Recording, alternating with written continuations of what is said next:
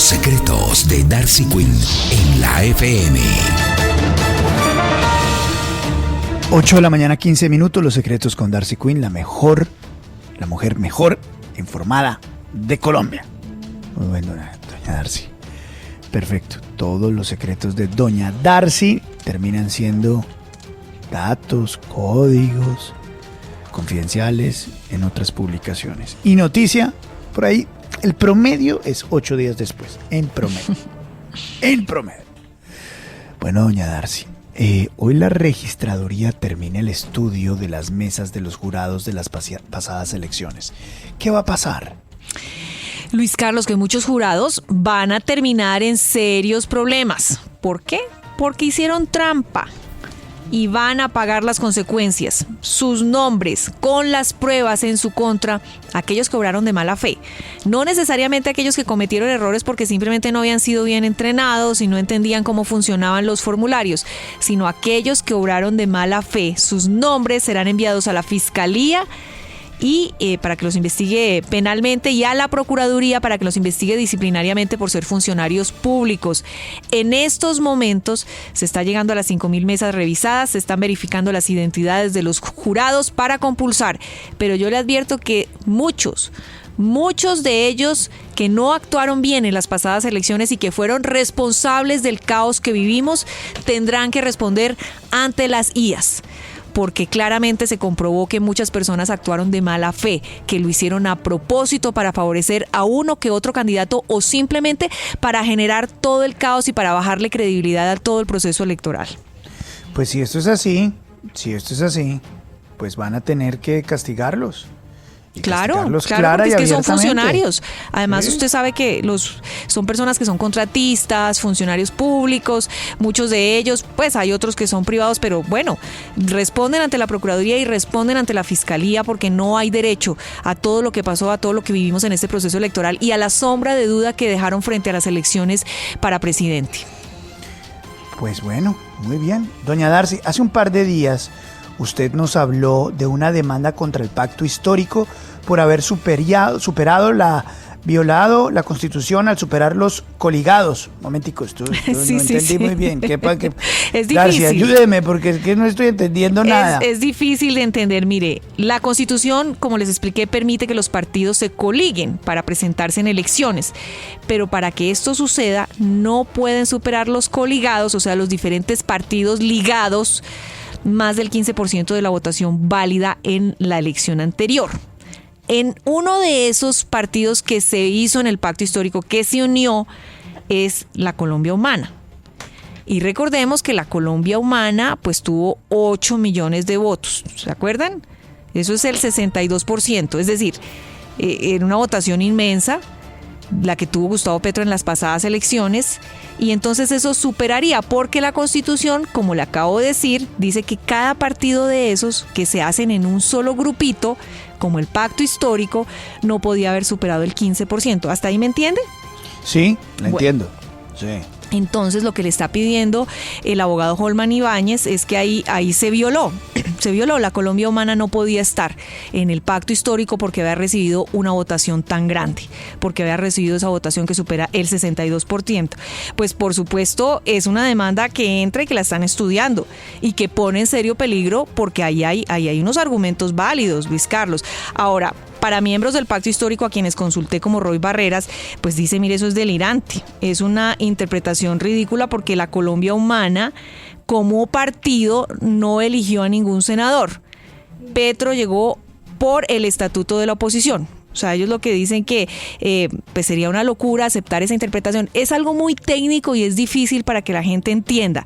Pero lo que están diciendo en el pacto histórico es que la Colombia Humana pues no había sido un partido que había elegido congresistas en las pasadas elecciones, que no se le puede aplicar esto que está diciendo quien demandó.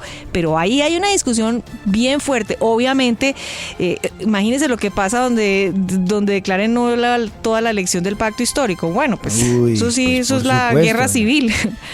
Pero, y por supuesto, pero caramba, Pero es una decisión y es una discusión importante, aunque a veces sea difícil de entender. Es una discusión técnica importante porque es algo que está en la Constitución y que hay quienes dicen eso no se está cumpliendo. La demanda está ahí, la van a estudiar y vamos a ver si la elección de todos los senadores, que ya son 20 del pacto histórico, queda en firme o si en efecto tambalea.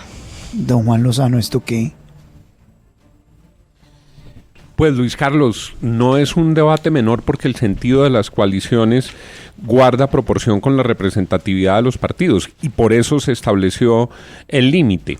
Entonces hay que ver cuáles eran los que participaban de la coalición y yo francamente creo que cualquier cosa que puede pasar en esa lectura jurídica. Ahora, desde el punto de vista político, lo cierto es que la votación del pacto histórico reflejó una realidad política y dejarlos sin senadores implicaría una distorsión enorme en el Congreso de la República frente a la voluntad popular.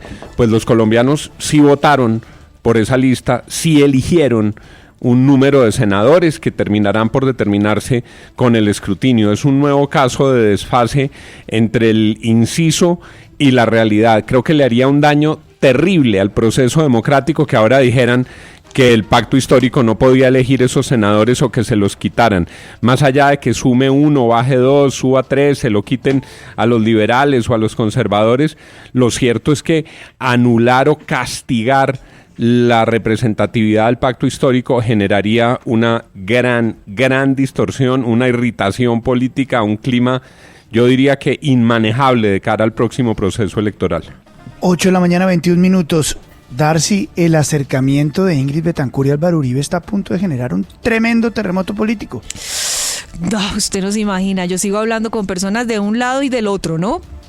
En el Partido Verde y en la Centro Esperanza he escuchado la frase de me duele el alma. Una cosa es perder elecciones y otra el alma. Más o menos pues están diciendo que a quién le está vendiendo su alma a Ingrid. Otros me dicen que esto está desbordando toda su capacidad de imaginación, que es increíble esto que está pasando, que ella haya roto la coalición llamándolos maquinaria y ahora se va para lo que ellos dicen es la gran maquinaria del Centro Democrático. Mejor dicho, hay todo tipo de reacciones, sobre todo quienes fueron en algún momento responsabilizados y señalados por ella de corruptos, maquinaria, etcétera, etcétera.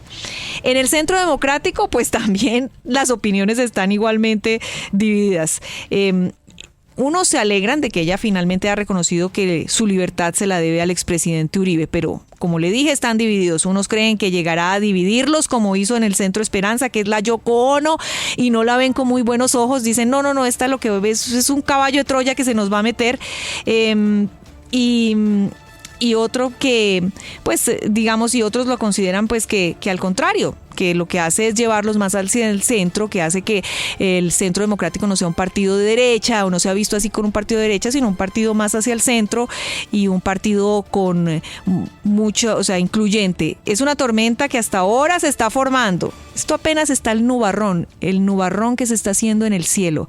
Yo le aseguro que aquí va a pasar de todo, pero otra persona me hizo una lectura que también me parece coherente. Mire, eso es un hecho político. En estos momentos y frente a las elecciones todos tienen que generar hechos políticos, tienen que estar en el centro de la opinión, tienen que generar noticias y eso es lo que ella está haciendo, generando un hecho político, poniendo a todo el mundo a hablar de ella, poniéndola en el centro de la polémica o de la noticia y que eso no va a terminar en nada. Bueno, yo no sé, escucho todo tipo de reacciones de todas partes, pero la tormenta sí, señor, se viene. Se viene con todo. 8:24. Darcy, ¿ahí ñapita? Sí, señor. Mire, ¿Sí? Angelino Garzón, quien fuera fórmula vicepresidencial en algún momento de Juan Manuel Santos, dice que va a lanzar su libro Reflexiones e Iniciativas de Vida. Esto será el próximo 26 de abril y que el 1 de agosto presenta su renuncia irrevocable a la Embajada de Costa Rica. Bueno, pues es que el 7 entra un nuevo gobierno, ¿cierto? Bien, eso mejor se va uno antes de que lo saquen, porque sí, que lo sacan. Son las 8:24. Esto es la FM, las noticias como son. Los secretos de Darcy Quinn en la FM.